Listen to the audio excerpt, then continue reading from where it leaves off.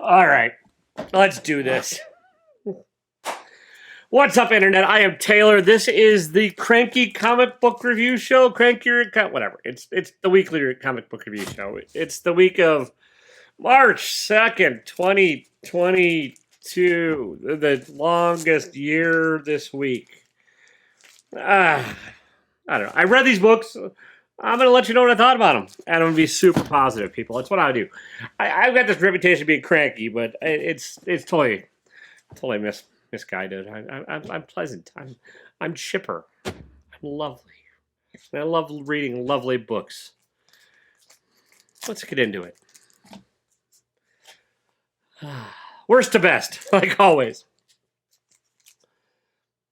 SpiderMan. No, hang on. Devil's Reign SpiderMan. This is a one-shot. And it is... it's not good. It's bad.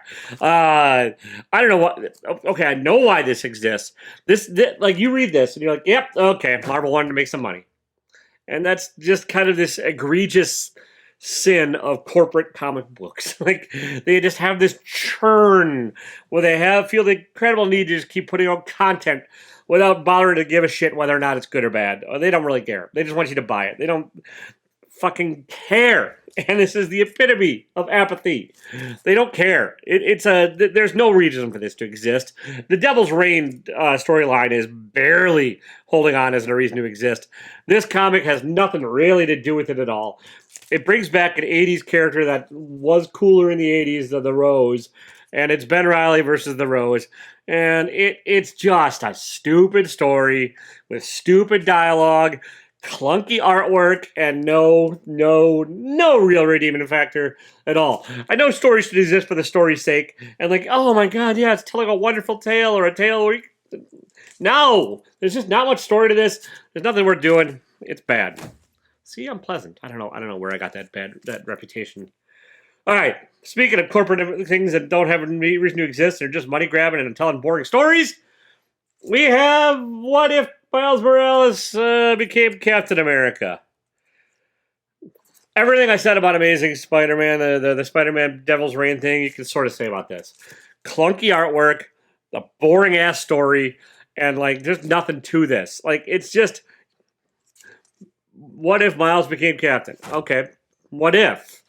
That could be interesting. It could tie on some, like, funky stuff. You could play into some race stuff. You could play into some, like, what if Captain America was read in a modern day and how that might reflect different values and everything else. There's none of that in here. There is just a boring, straightforward kind of story that jumps all over the place, is clunkily told, and just doesn't have any implications and doesn't have anything that appears to be any consequence in here.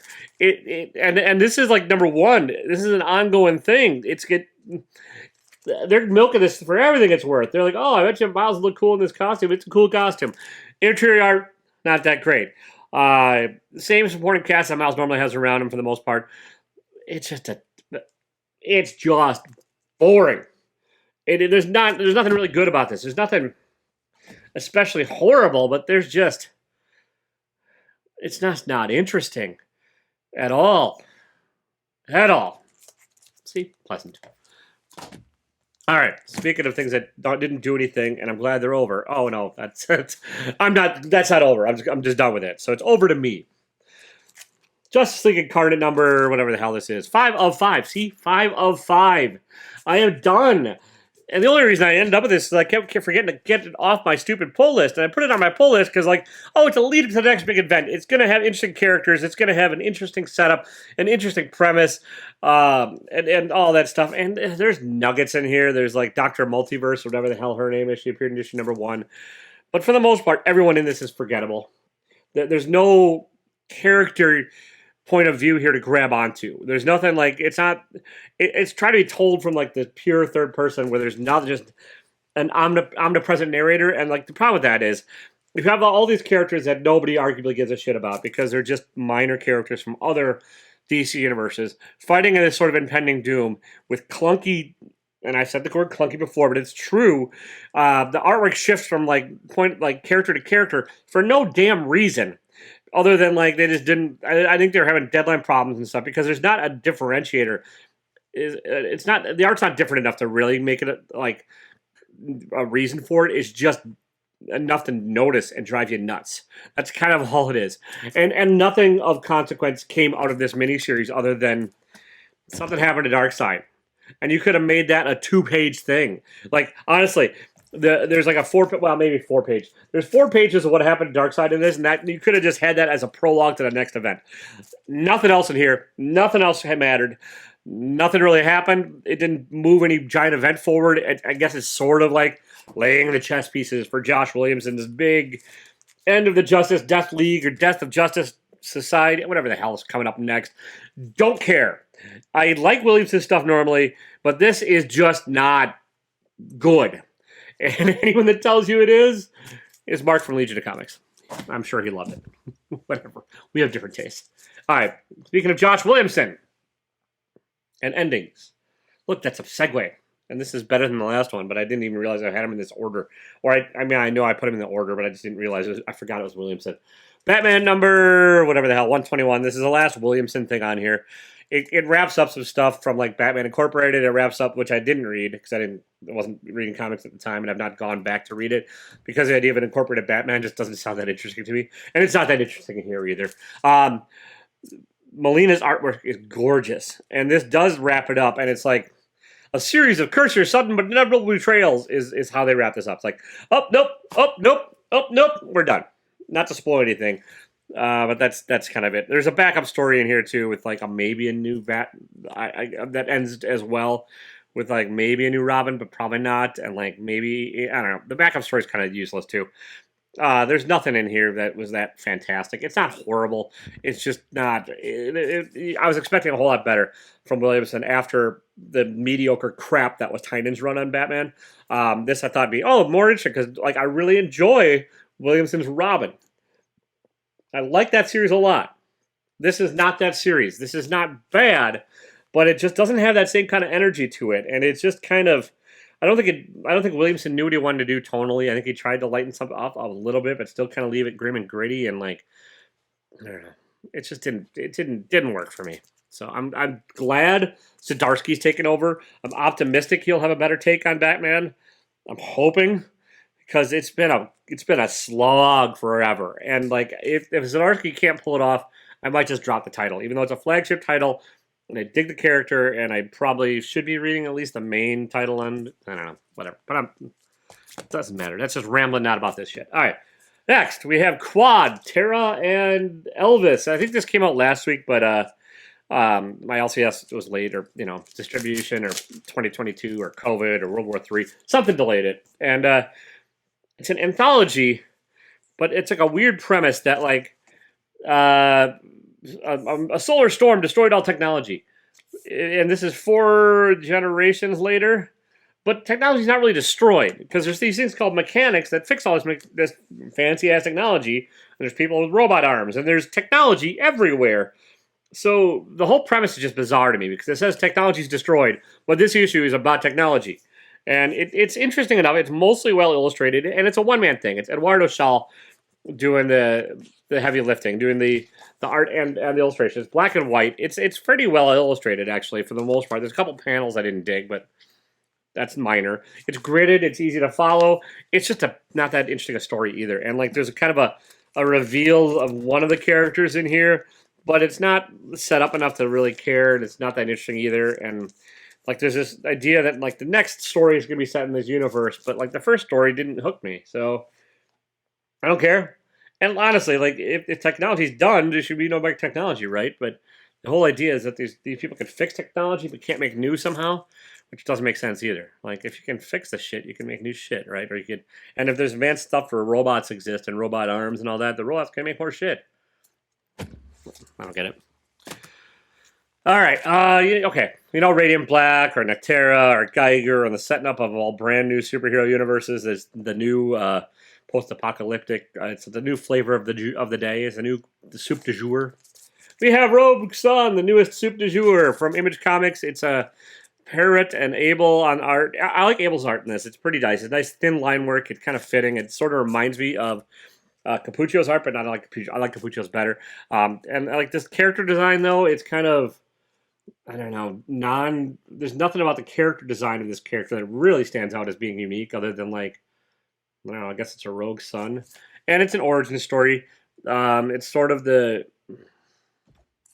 it got hints of Green Lantern. It has hints of Radiant Black, and it has hints of like, there's sort of typical Darkhawk, the sort of '90s ish origin, and brash youngster and family issues and stuff. It's not bad at all. This like we're probably in the fine section of things right now. It's just kind of not enough here to stand out in a crowd and grab me. And like as far as the setup goes, it focused a lot on family drama, and there was like a kind of a reveal at the end where you're like, oh, that's supposed to you're supposed to really care, but like the way that it's told, the main character wouldn't care, and then the setup before it, it's just there's no reason for there to be any reason to really care about the final reveal at the end. It's just not like the payoff at the end is not set up well enough in the story for my liking. It's not bad if you like if you like some of the other stuff that's been going on, like Blue Flame or Radiant Black, and you're not burned out on that idea yet, you might enjoy this. But it's just, I don't know, it's fine. All right. Speaking of interesting ideas, mediocre execution. See, I'm just trying to segue, people. I'm all about kindness and like flow and having this go from one to the next. All right, we have Strange #1. This is a letdown for me. Yeah, he really was hoping for more out of this. It's Jed MacKay writing it, and I love Jed MacKay on Moon Knight and a couple other things he's done. It's just kind of, and there's some interesting ideas here, but the character of Clea, who is the new Strange, is really goddamn annoying, and just not really. It doesn't seem fleshed out other than like, oh, she's arrogant, so that's her character trait is arrogance, right? That's it. Which I get. Doctor Strange is also arrogant, but he also had like flaws and stuff to it, and like Clea, they have not sent any flaws up to her other than like she loves Doctor Strange and wants to bring him back.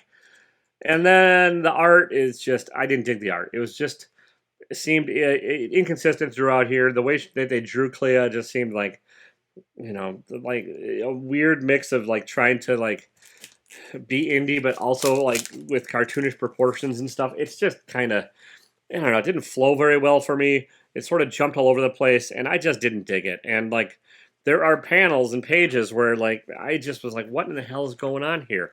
And I had to go back and reread it. Like I get I'm an old fuddy-duddy and I like gridded panels and pages, but like if you're gonna tell action sequences, they should be clear. You should have ideas and you should know what the hell is going on in said action sequences.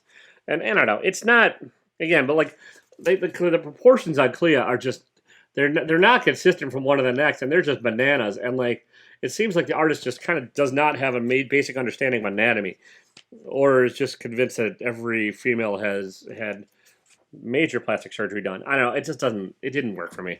I'm gonna probably keep this going because there were a couple ideas in here, and I really do like Jed MacKay's writing, and I hope it gets better in the next issue. But this issue is just kind of a clunker.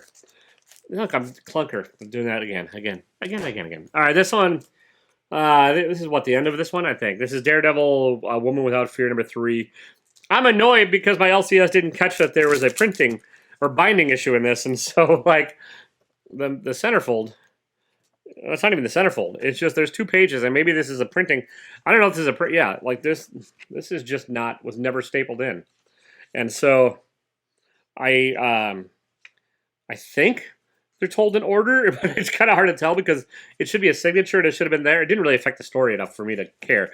It's an okay story. It's Zdarsky writing. I generally like his stuff. It's just kind of this is sort of Elektra realizing she's not Daredevil. That's the grand reveal of all this. If you're really specking on this book and you want to pick it up, because spoilers, doesn't matter. The first appearance of new costume Punisher is in here. Cameo probably, but whatever, it's in here. I dug the cover. I like the kind of that, and like it's just kind of, and I dug some of the stuff with Elektra.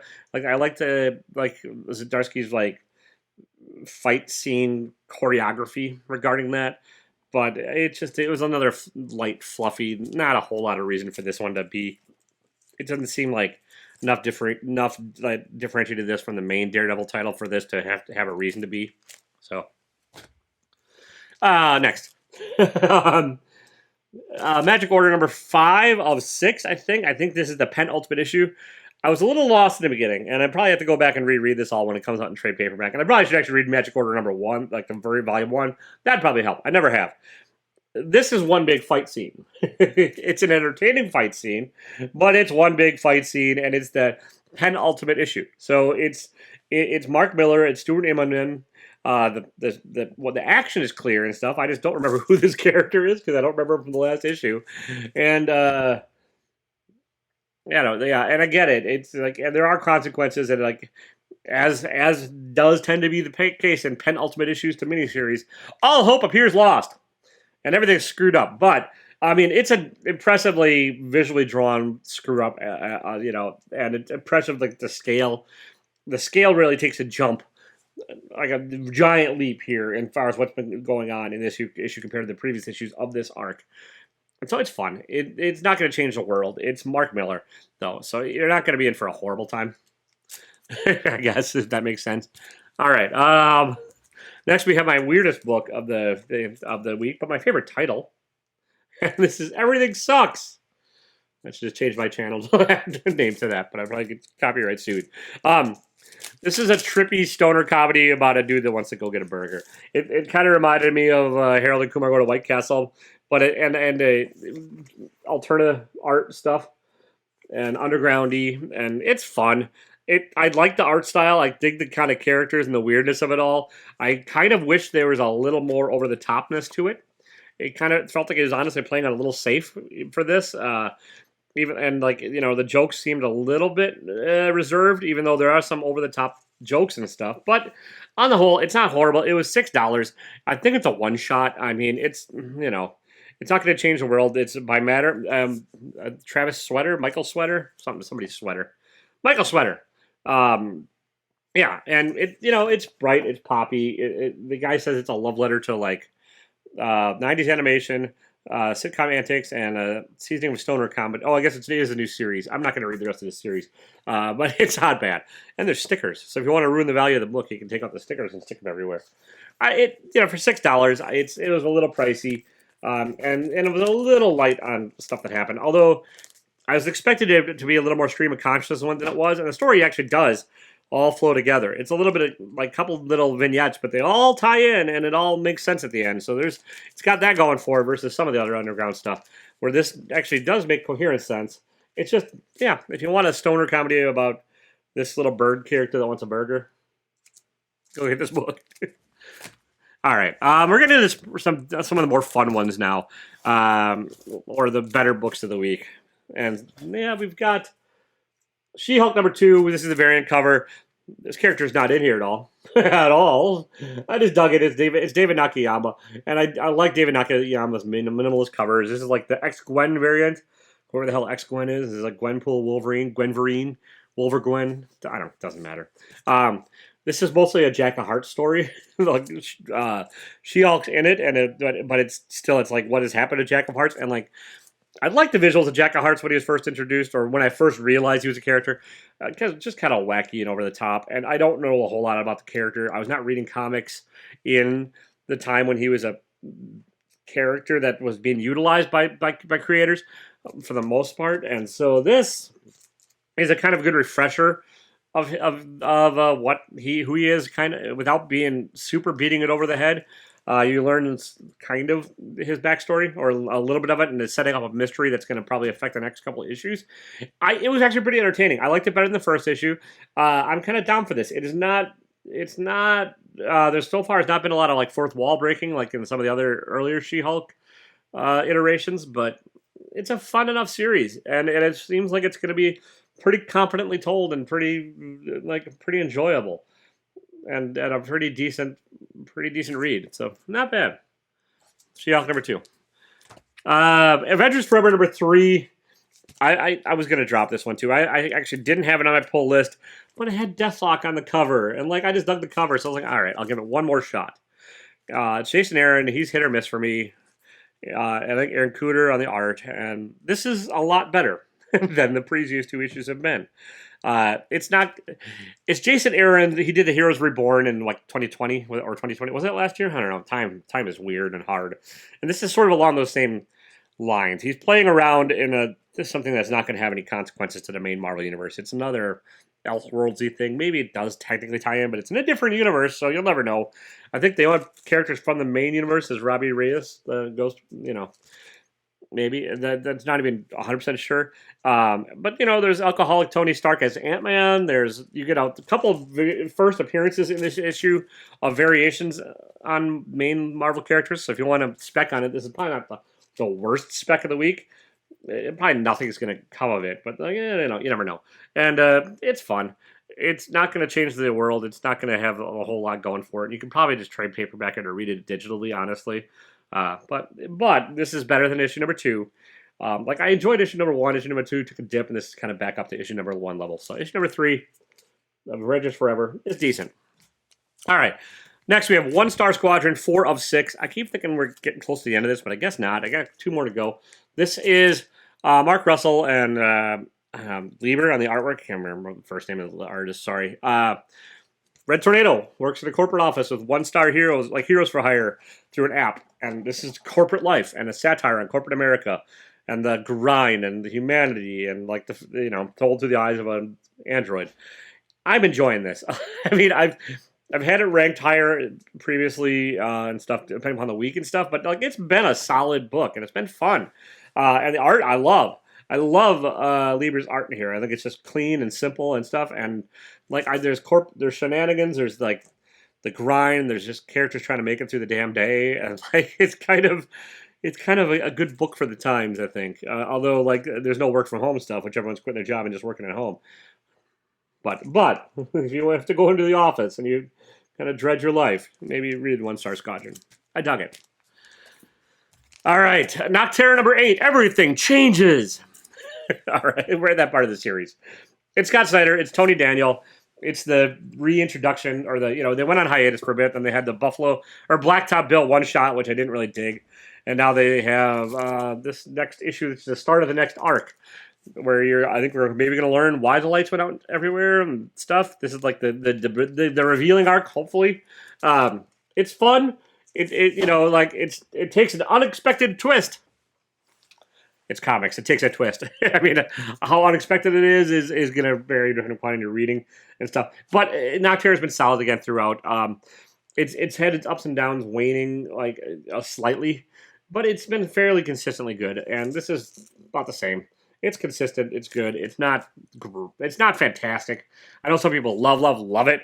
I think it's a good read, which is sometimes all you want out of an action comic. It doesn't need to change the world. This isn't going to change the world. But it's a good read. And the art with Tony Daniel is always decent. So, all right, we got a couple left. Oh, I even forgot. You know what? I forgot the last two. I forgot one upstairs or somewhere. Yeah. Oh, no, here it is. All right. Sorry, guys. I'm going to not edit this out because I don't care. I mean, I care, but editing takes time, and I'm running late on this video. Newburn, number 4. Yeah, this is Newburn. Chip Zdarsky and Jacob Phillips. And it's crime noir with, Newburn, who is this character who all the mobs in New York, all the families hire him to, keep peace, basically. Or he's the one man that has the shot of keeping peace and, figuring out stuff. If it's inter-mob violence and stuff or whatever, it's his job to investigate it. And in this issue, he gets hired by the cops. It's a one-issue. Each of these has been a one-issue story set in New York, and they've all been solid. There's a backup in here that wraps up, and that's okay. But this main issue is the cops hire him to figure out who murdered a cop, and it's good. I've been liking Newburn from the get-go, and this is a good read. Again, it's not going to probably change the world. I can see it getting adapted into some of their format, and I just I'm having fun with this. I think Zdarsky is too. It's crime noir-y. Jacob Phillips, the son of Sean Phillips, I dug his art. He also does coloring a lot for his dad, but he's good in here too. This is a good book. All right, next we have. Yeah, we're going to do it in this order. We have the Donnie Cates Masturbation book, issue number 12, crossover. All right. This is about the most masturbatory Cates of any of Cates' writing, and that's saying something, because I'm pretty sure the man just jerks off on his typewriter. But, I mean, he's written himself into here. He's written himself in as now becoming a main character. That said, it's an It's a fun romp. Like, you get Negan in here from Walking Dead. You get Robert Kirkman from Walking Dead. And yeah, you get some idea of maybe what's happening. I mean, it's progressing the what the hell's happening forward, and you learn that like why comic book creators and stuff are getting killed and stuff, and you learn some of that, and like it's just kind of the ending. You're like, oh, good God. I think Cates knows with that, and he's playing with it, and like he knows it's ridiculous and over the top. And I'm hoping his self image is like I'm hoping it's an ironic self image, because if not, he'd be really unbearable to be around.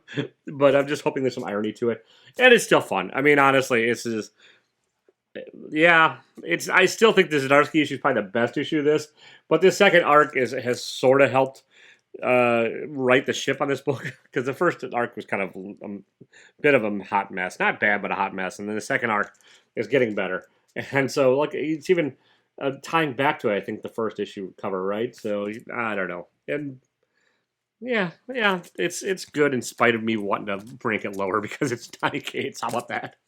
All right, Moon Knight number 9. We have Jed Decay and Capuccio, and this is much better than Strange. Like, I'm loving Moon Knight. I also like the characters. I probably am biased. Like, all reviews are kind of biased. They just are what they are. These are my opinions, people. My opinions. Take them for what they're worth. Make your own opinions. If you like mine, watch the video. Please, please, dear God, watch the video. Or if you hate mine, watch the video, and then we can fight about it. Yeah, in the comment section down below. But yeah, I dug it. It's been solid from the get-go. I like it when Capuccio's on the art. He's got this like thin kind of wiry line work to it, and like this kind of like angularity and like twistedness where the musculature, I don't know, just feels kind of ropey and not like their typical like over the top like super buff. It kind of reminds me a bit of Jay Lee's stuff in ways. But yeah, the art's solid. The story, it's tinges of horror and elements, and like it's kind of throwbacks to old horror stories and Bronze Age stuff, and it's moving the plot. This probably doesn't move the plot forward a whole lot, but it's a fun issue. Plus, it's kind of MC Escher like cover. So Moon Knight number 9. Yeah, really good. Last book, favorite book of the week. We have Nice House on the Lake number 7. This is the return after we found out what's going on in the nice house, kind of, and Walter, and secrets, and Walter's back, and now Walter's inserted himself into the nice house, and there's a rat in the house. Get it? Get it? The cover is subtle. Gorgeous artwork by Alvaro Martinez Bueno. And Tynion has been hit or miss for me lately, too. Like, I hated his Batman. I've got bored as hell with his House of Slaughter, but this is a slow burn in a good way, I think. I'm really enjoying Nice House on the Lake. I think it's Tynion's best writing in a while, and I think he knows it too. Is my guess, because I think they went on hiatus to really take their time with it and go from there. So like it's a lot of fun. It's dark, it's gritty. The coloring by Jordi Belair is fantastic, and yeah, I'm glad this is back. I'm interested to see where it goes, and yeah, for a dark, creepy horror fantasy kind of book, you could do worse than this. So. Nice House on the Lake is my pick of the week, my favorite book of the week, my best book of the week, my most fine, my finest, my greatest, whatever the word you want to use. Nice House on the Lake. There you go. So that's what I read this week. Let me know what you thought. If you agree with me, I missed some stuff, you hated it, whatever. Just let me know. And yeah, please hit the like button. Hit the subscribe bell. That really helps. Because if you subscribe to my stuff, I know people are watching it, and I get this false sense of joy in my otherwise cranky life. And if you want to hit the notification bell, that would be super swell too. But I drop these every Wednesday night, or whenever I can finish all these books. It sometimes takes me longer than others. It is what it is. That's it. Don't be a dick, even if you're constantly cranky or constipated and cranky. Don't be a dick. See ya.